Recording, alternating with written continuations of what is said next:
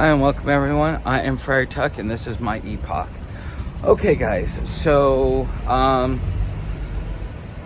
just had a conversation with a guy sitting down having a cigarette, talking back and forth, and we got into a conversation, and it was such a good conversation that I wish I would have recorded it, because I don't ever think I can repeat the words in which I said.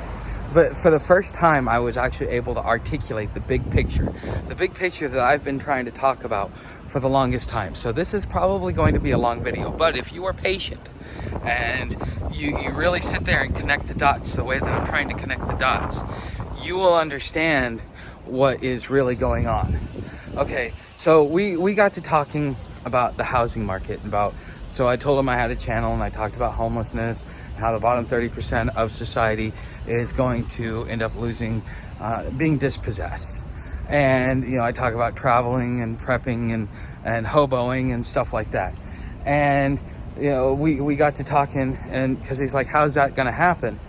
And I said, well, look at what's going on right now. Okay.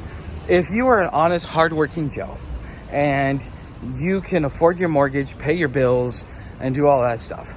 But the hurricane that hit down in Florida is causing a lot of these companies to go out of business. So what happens when a company goes out of business and it's multi-state? Okay, so this is going to have a ripple effect across the country.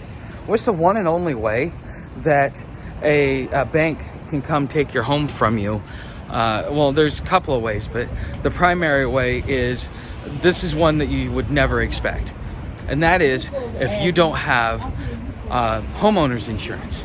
So these insurance companies that are going down, that insured all this property down in Florida, some of them lost their ass. I mean, it's inevitable that this is going to happen, but this is having an effect at a time in which it's probably the worst time to have this effect on our society and on our economy, especially with what we've been dealing with over the last 5 years. Okay, so this honest, hardworking Joe all of a sudden gets a notice from his bank. It says, we can no longer carry your mortgage. You need to get the hell out of your house because you do not have mortgage insurance. And you've called around and you tried to get mortgage insurance, but nobody will insure you because of either the area in which you're in, or they are so stretched thin on the risk that a lot of homeowners insurances are going to end up getting caught out just from the ripple effect from all of this. Okay, so you have that as like a big catalyst. And it's going to be like 20 years before the BRICS nations have their effect on this side of the world, because it takes a minute for it to kind of all go.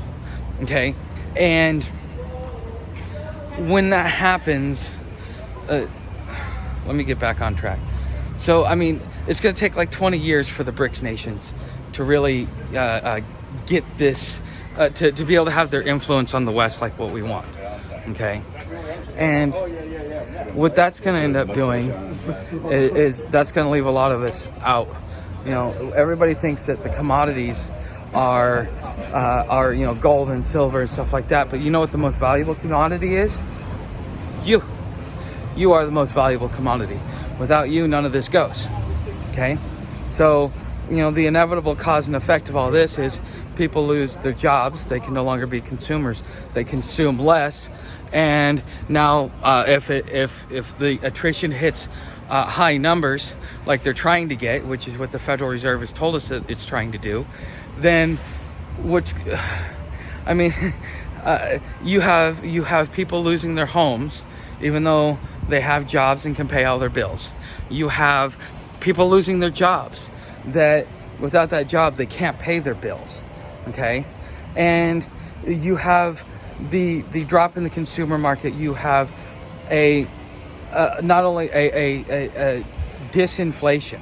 Okay, so in a lot of ways you could call it deflation. But if something goes up $5 and comes down $3, did it really deflate? That's the question you got to ask yourself, because some of these prices have reached levels to where they will never go back down to what they were. Okay, so the average man can't afford his place.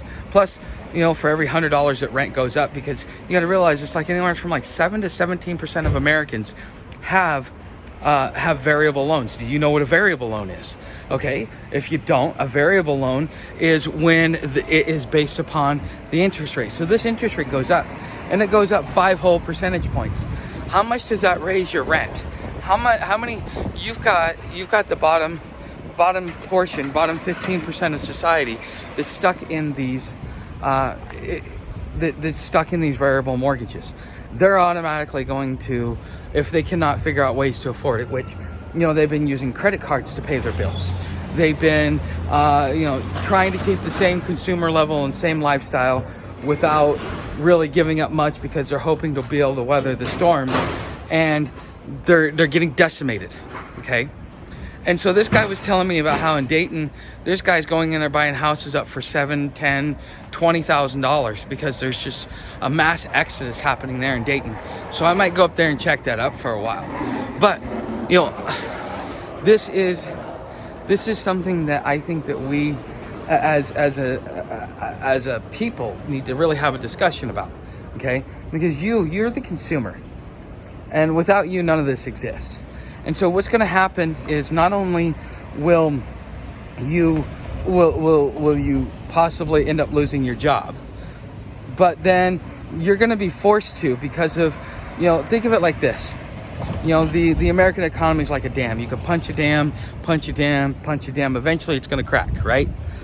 And then you punch it one more time, and that crack turns into a tiny little hole. How long does it take for that tiny little hole to become a giant gaping hole, to where it to get a big gaping hole to where the whole dam comes down? It's gonna be it's like this giant effect that's happening. And 2001 was a good punch, especially after 1987 and then the 1930s. And all the major crashes, because we've had a crash every so often, 20 to 50 years. Because sometimes less than that. Because we had 2001, 2008. Now we're dealing in 2023. Okay, how long did it take for that dam for that little hole to become a big gaping hole? And so you're going to see the bottom 30% of society going down. And and not only that, you are also going to see UBI instituted, because in order to keep this whole system up, to keep it from completely exploding and going completely to shit, they are going to have to introduce monthly stipends to you and to me, so we will go out there and be good little consumers. And so we get that money, and this is going to be how they try to artificially prop up the system until it can no longer hold itself. Now, is this going to happen overnight? No. It's going to happen over the next 10 years. Maybe 5 years, if we're lucky, 10. If we're unlucky, 2 to 5 years. And then we've got a government that is fanning the flames of war. And what is that going to do? I mean, that what, you're going to up production, but yet put people to work, but yet you can't pay them enough to be able to survive because of all the dumb crap that's going on. It's just going to swirl out of control. It has no, it has no real bearing. I mean, there's nothing that you can do about it. The only thing you can do about it is brace for impact.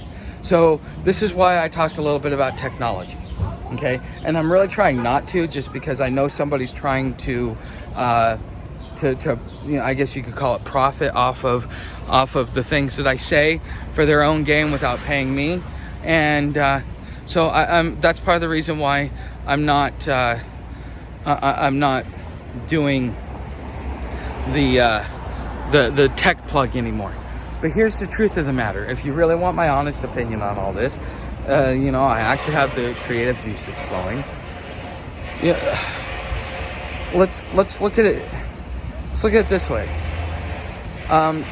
What jobs are going to be in demand?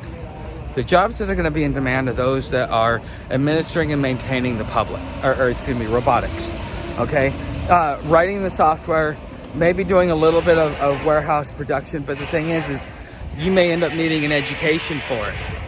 Okay, because the stuff that you're doing is so technical that only those that actually have the the mental capacity. So is this a way we get rid of our stupid people? You know, really. But if you were going to go through and you get into technology in one form or fashion, whether it's administering, maintaining, building, designing, or just, you know, using it as part of your daily job, okay? Whether it be, you know, the cash register and maintaining the self-checkouts, you know, things like that. You'll have to have more of a technical knowledge to be able to get a job, because the thing is your time is worth money, okay? So, for example, if I do something based upon its skill level and so on and so forth, they're paying me for the one thing that I can't get back, which is my time. Time is something you never have enough and can never get back, okay? So now they're compensating you a wage for that. How much is your time worth? How much skills do you have, okay? You don't have to have college educated skills. Quite frankly, in my experience, self-taught people know more than people who went to college for it. People who went to college for it just did it because they were looking for a good job. The people that actually self-taught themselves, you know, they taught them, you know, they did their thing. We'll just leave it at that, okay? So, this is my little bit of a talk that I had with him, condensed, because we talked for probably a good 30 minutes. But I wanted to touch on some of the topics because, you know, you are the greatest resource. You are the resource that's being levied, okay? Whether you like it or not, that's what the 14th Amendment did, okay? And, you know, considering you are now leveraged, and some people might even say that you are sold internationally. Depends, you know, what you think of things like that. But I don't know. You know, what's going to happen when everybody calls in their debt and there is nothing to give but you and me? Okay? So, you know, and we elected these people. Everybody sits there and wants to complain about the system, but who elected them? Who voted for Chuck Schumer instead of a third-party candidate? Who did not go out there and talk to his friends and neighbors about somebody else other than Chuck Schumer? Or let's go Mitch McConnell. Or let's talk about Nancy Pelosi. Let's talk about Harry Reid. Let's talk about these politicians that have been in there for 20 and 30 years. You know, some of them been in there for as much as 60 years. And if you want it to stop, you have to stop electing the morons. You need to elect somebody new. You need to actually take the time and inform yourself. But the thing is this requires an effort on the whole country. It doesn't mean just a couple of us do it. It has to be something that happens to the whole country. You know, are you going to educate your friends and your neighbors of like, look, you know, this guy is more about us than not? And I mean, take a real approach to it. Okay. So, you know, this is, you know, if you really wanted to see it at a 50,000 foot, view, I gave you the best articulation I can give you at this point in time. Okay, so you guys know how to help the channel. Become a subscriber, like, share, all that good stuff. Other stuff's down in the description. Thanks for watching. I'll see you in the next video.